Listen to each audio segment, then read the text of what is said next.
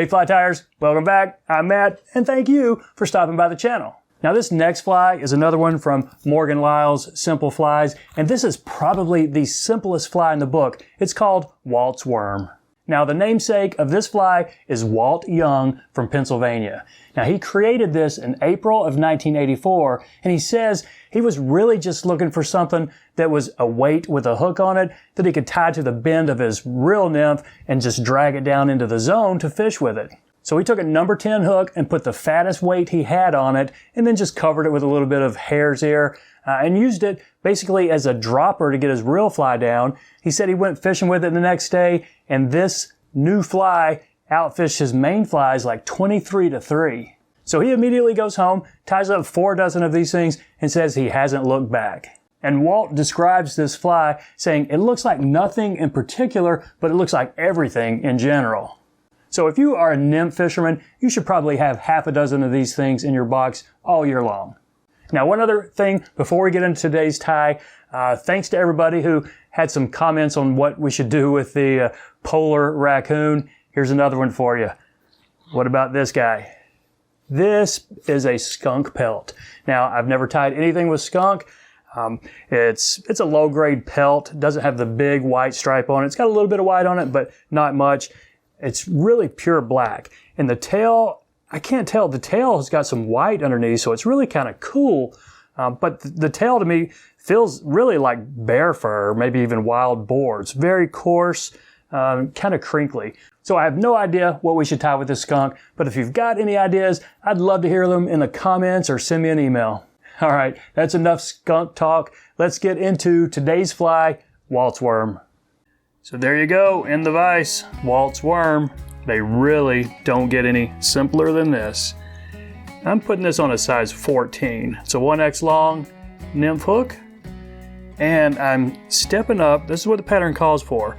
Weight one length or one thickness heavier than you might normally do, and I'm going to weight about half of the fly and put it right in the middle.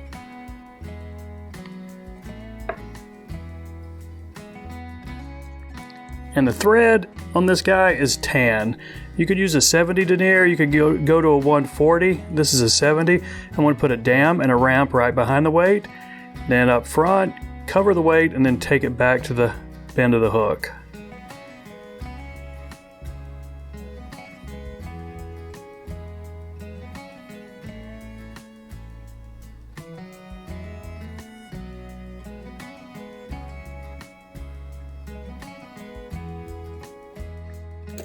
Now that's probably what takes the longest on the fly, is all those thread wraps. Next, just put some wax on your thread, pretty good bit of it.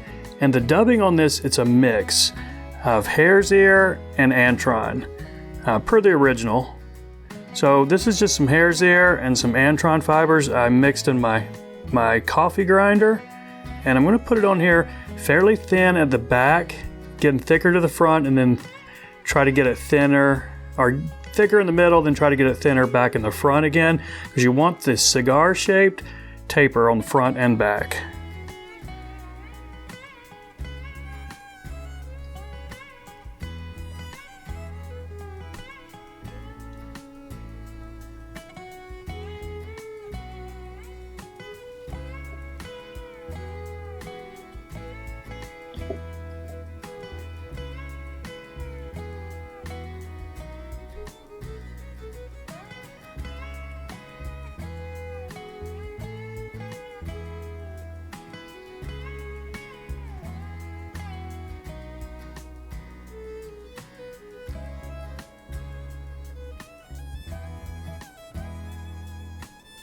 Okay, that's not a perfectly shaped cigar, but you know what? This is a pretty buggy fly, and I think that's going to work just fine.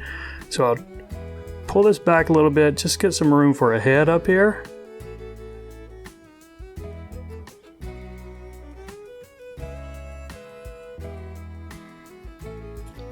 You don't really need a big head, just enough room to make a whip finish. And on this guy, I am going to put a little bit of head cement, so 4 turn will be fine right there. Snip this off. Now you might want to do some cleanup. You could take your dubbing brush and rough it up and then trim out the long fibers, or just trim some of the long fibers like this. So it's a fairly slender profile, but it's still a real buggy, just a big rockworm looking fly. So that's it, my friends. Very simple pattern. Hard to believe this thing can be so effective.